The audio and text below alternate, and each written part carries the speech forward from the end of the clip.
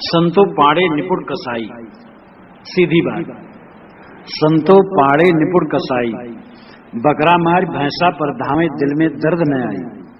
कर स्नान तिलक दे बैठे, बिदसो देव पुजाई। आत्म राम पलक में बिनसे रुधिर की नदी बहाई। अति पुनीत ऊंची कुल कहिए, सभा माही अधिकाई।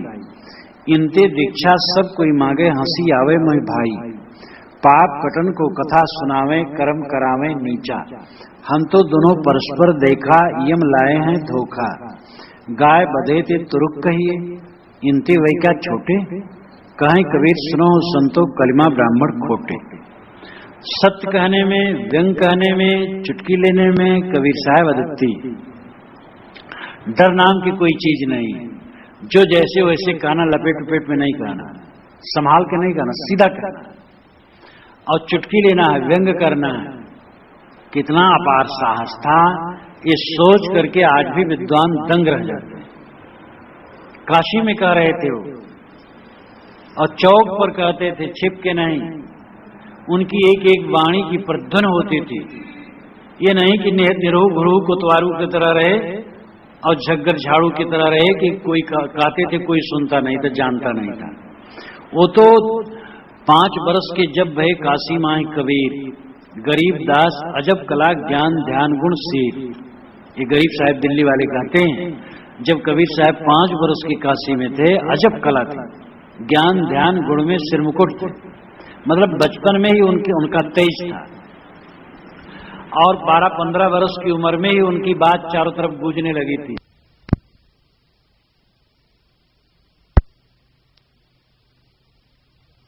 तो उनके विचार फैल गए थे। और राम कबीर वाले जो गुजरात के हैं, वे तो यही मान रखे हैं कि शायद 7-8 वर्ष की उम्र में यहाँ आए हैं। जो कबीर बड़ के नीचे नर्मदा के तट पर कबीर मंदिर बना है, राम कबीर मंदिर, उसमें कबीर साहब जो मूर्ति बनाई है, वो बहुत बचपना की बनाई है, अमेरिका वालों ने बनाई है। ये भारत वाले राम कबीर अमेरिका में हैं।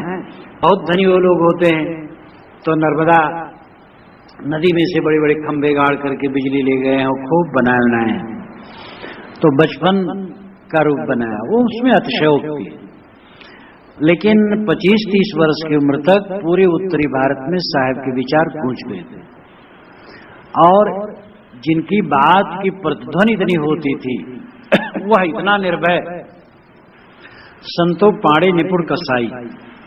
यहां पाड़े मतलब नहीं खाली पाड़े, तिवारी नहीं, शुक्ल नहीं, चौबे नहीं।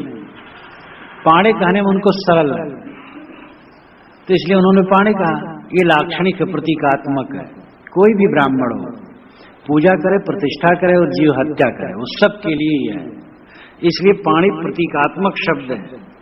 इसके लिए समस्त पंडितों के लिए है जो जीव हत्या करते हैं। संतो पाड़े निपुण कसाई।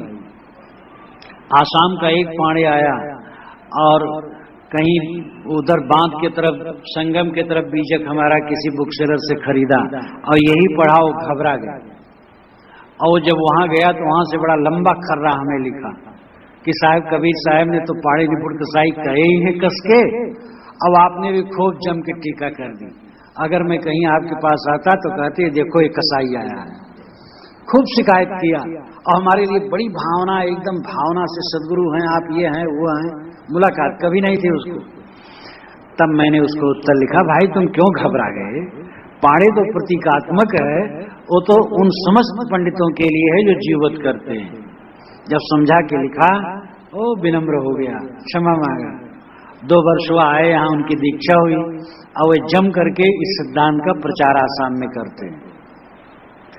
संतो पाड़े निपुण कसाई। साहब कहते हैं, संतो ये जो जीववध करने वाले हैं धर्म के नाम पर पंडित लोग, ये निपुण कसाई। निपुण क्यों है? प्रवीण कसाई। साधारण कसाई तो भोले भाले हैं, जीववध करते हैं बस। और ये पंडित लोग मारते हैं और धर्मात्मा भी बने रहते हैं। ये निपुण कसाई बना है, क्योंकि ये जो मारते हैं, एक तो बकरे को भी स्वर्ग देते हैं, यजमान को स्वर्ग देते हो, अपना पूरा धर्म से पूर्ण होते हैं। अब ये सारा प्रपंच जहां लगाया गया, कितनी निपुणता है। काम करे घटिया और माने जाए उत्तम, ये कितनी निपुणता है। तो साहब कहते हैं निपुण कसाई है। बकरा मार भैंसा पर धावें, दिल में दर्द न आई। ये बकरा को मारते हैं, फिर भैंसे पर भी दौड़ पड़ते हैं। आज भी नेपाल में काठमांडू में दशहरे में सैकड़ों भैंसे मार डाली जाते हैं। और भारत में भी रजवाड़ों यहाँ 50 भैंसे कटते थे। भारत आजाद हुआ तब से बंद हुआ है। काली, कलकत्ता वाली काली के स्थान पर जब मैं पहली बार 64 में गया देखा, तो वहां चौबाहे में पंडित लोग जनियों मोटी मोटी पहने और कपड़ा ऐसे कंधे पर डाले, मोटी चोटी चंदन लगाए बैठे हैं।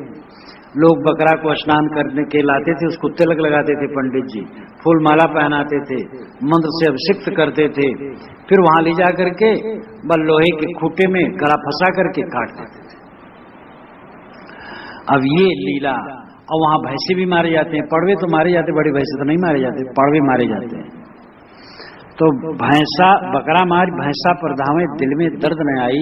इनके दिल में थोड़ा भी दर्द नहीं।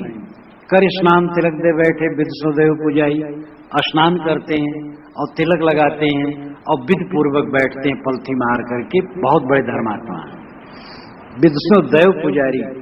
वो जो धमतरी के वो हैं कौन, कवि परमार जी। तो कहते हैं कि कबीर तो भाई हम लोगों के महान आचार्य आदि गुरु, वो व्यंग लेखक हैं।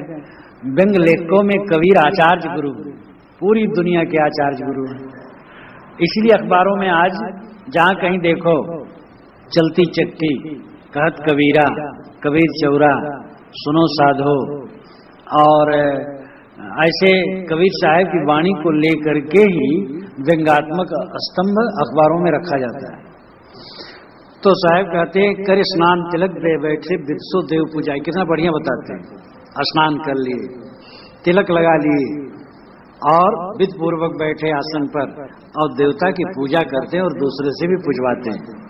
लेकिन क्या करते हैं, आत्म राम पलक में बिनसे, रुधिर की नदी बहाई, आत्मा राम को पलक में काट देते हैं। कहते हैं हम आत्मा राम के भक्त, अब आत्मा राम को तलवार से काटते हैं। रुधिर की नदी बहाई, रक्त की धारा बहाने लगते हैं। अति पुनीत ऊंचे कुल कहिए सभा माही दिखाई। और कितना बढ़िया व्यंग है। अति पुनीत, बड़े पवित्र, भूसुर जमीन के देवता, और अति पुनीत ऊंचे कुल कहिए, इनको ऊंचे कुल का कहना चाहिए। सर्वोच्च ब्राह्मण, ब्राह्मणों से मुखमासीत, बाहु राजन्य कृता है, उरु तदस्यत वैसे पदभ्याम शूद्रो अजाय। ऋग्वेद के पुरुष सूक्त में कहा गया, उस विराट पुरुष के मुख से ब्राह्मण प्रकट हुआ। ब्राह्मणों से मुखमासीत, ब्राह्मण के मुख में आग होती है। ब्राह्मण जो कह दे वो पुनीत है। चाहे वो पत्रा देखे चाहे ना देखे, तुम्हें कह दिए तिथि त्योहार ठीक है, बस ठीक है मान लो। ये बचपन में सुनता था। कितने ऐसे ब्राह्मण, कितने ऐसे लोग आवे तो महाराज तिथि बताए दो, तिथि पता नहीं, अरे महाराज आपके मुंह के सुहे बताए दो बस, ठीक, ऐसा जमा दिया गया है। तो अति पुनीत ऊंचे कुल कहिए, बड़े पवित्र और ऊंचे कुल के हैं, सभा माही दिखाई। ब्राह्मण देवता, पंडित देवता किसी सभा में पहुंच जाएं तो इनकी अधिकाई होती। बड़ा आसन दो, ऊंचा आसन दो। इनते दीक्षा सब कोई मांगे, सब लोग इनसे दीक्षा मांगते हैं कि ब्राह्मण ही हमारे गुरु होना चाहिए। हंसी आवे मोय भाई, लेकिन साहब कहते भाई मुझे तो हंसी आती, इन्हीं से दीक्षा लेना चाहिए।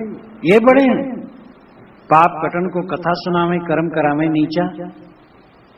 ये पाप कटने के लिए कथा सुनाते हैं, देवी भागवत, कहीं श्रीमद् भागवत, कहीं कुछ कहीं कुछ। पाप कटने के लिए कथा सुनाते हैं, लेकिन कर्म क्या कराते हैं, नीच जीवबद्ध। ये जीवबद्ध पर साहब कह रहे हैं, ये भी ध्यान देना चाहिए। जीवबद्ध से छोड़ के नहीं कह रहे हैं। अगर कोई पंडित है वो कथा वार्ता श्रीमद् भागवत, सत्यनारायण कथा या और कुछ कथा कहता है, सदाचार की सीख देता है, तो साहब उसका खंडन नहीं कर रहे। यहां तो ये खंडन करते हैं कि तुम कथा सुनाते हो पाप कटने के लिए और महापाप करवाते हो, जीवबद्ध नीच कर्म। हम तो दोनों परस्पर देखा, यम लाए हैं धोखा। साहब कहते हैं हम दोनों बातों को, परस्पर में बातों को जब भिड़ाते हैं तो लगता है यमराज धोखा लाए। कोई यमराज आया हो और धर्म का ढकोसला रख रहा हो और जीववध करा रहा हो, तो धर्म का तो ऊपरी स्वर्णिम वर्ग है और अंदर में पाप, तो यमराज का धोखा है। तो ये पंडित मानो यमराज हो गए और समाज को धोखा दे रहे हैं। ये पूजा करवाते और जीववध करवाते हैं। पूजा और जीववध से कोई मतलब नहीं होता है। गाय बधे ते तुरुक कही इनते वही क्या छोटे, गाय बधे ते तुरुक कहिए। गाय कोई मारता है तो कहते भाई तुरुक है, ये मुसलमान एक गौकस हैं, गाय काटते हैं। लेकिन साहब कहते हैं इनते वही क्या छोटे हैं। लेकिन क्या इन मुसलमानों से क्या वे ब्राह्मण छोटे हैं जो बकरा और भैंसा काटते हैं? कहें कबीर सुनो संतो कलिमा ब्राह्मण खोटे। साहब कहते ऐ संतो सुनो, कलिकाल में ब्राह्मण खोटे हो गए। कलिमा खालिमा दोष, ये दोष धारण करने की वजह से खोटे हो गए। इस प्रकार ये पूरे शब्द में सद्गुरु उन पंडितों को, उन ब्राह्मणों को उलाहना देते हैं जो धर्म के नाम पर पूजा पाठ करवाते हैं, दीक्षा देते हैं और ये सब दंड घंट करते हैं, लेकिन जीव हत्या करवाते हैं। जीव हत्या पर उनकी खास दृष्टि, जीव हत्या न करो फिर अच्छा है। साहब ने पंडितों का आदर किया है। पंडित सुर बोली हितकारी, मूर्ख सुर ये झक मारी। कहें कबीर हम जात पुकारा, पंडित होए सो ले विचारा। कहें कबीर सुनो हो संतो बूझो पंडित ज्ञानी। पंडित ज्ञानी को आदर देते हैं, बारंबार निमंत्रित करते हैं, आए पंडितों समझो, बुझ बुझ पंडित मन चितलाए, बुझ बुझ पंडित बिरवा न होए। बारंबार पंडितों को संबोधित करते हैं। लेकिन अब पंडित कहला करके जीववध कराएं तो साहब ये क्षमा करने वाले थोड़े हैं कि शास्त्र में लिखा है तो पंडित ठीक करते हैं। साहब शास्त्र नहीं मानते, तथ्य मानते हैं। ये पूरा विश्व शास्त्र है, वास्तविकता शास्त्र है और वास्तविकता के तहत जो हो शास्त्र सम्मत, लिखी होने की वजह से शास्त्र सम्मत नहीं है। और जो बहुत शास्त्र की दुहाई देते हैं वे भी सब शास्त्र को कहाँ मानते हैं। वेदांती विशिष्टाद्वैत मत के शास्त्र को नहीं मानते हैं, विशिष्टाद्वैत मत के लोग वेदांत शास्त्र को नहीं मानते हैं, इस्लामी लोग वेद को नहीं मानते हैं, वैदिक लोग कुरान को नहीं मानते हैं। तो शास्त्र की जो दुहाई देते हैं वो भी शास्त्र का खंडन करते हैं। वेदांत सूत्र में कपिल के सांख्य दर्शन का खुलासा खंडन है और कपिल के सांख्य शास्त्र में अद्वैतवाद जड़ चेतन अभिन्नता का खुलासा खंडन है। तो सभी लोग कहाँ शास्त्र को एकदम मान लेते हैं। जब शास्त्र पर विचार सब करते ही हैं तब हमें जगत को देखना चाहिए, जगत क्या कहता है, ये सत्ता क्या कह रही है। जब हमें एक कांटा चुभना भी प्रिय नहीं है तो दूसरे के ऊपर हम तलवार छुरी उठाते हैं, तो हम सत्य शास्त्र को कहां समझते हैं। इसलिए जीववध करना ये महाअधर्म है और जीववध हट जाना चाहिए। शब्द 12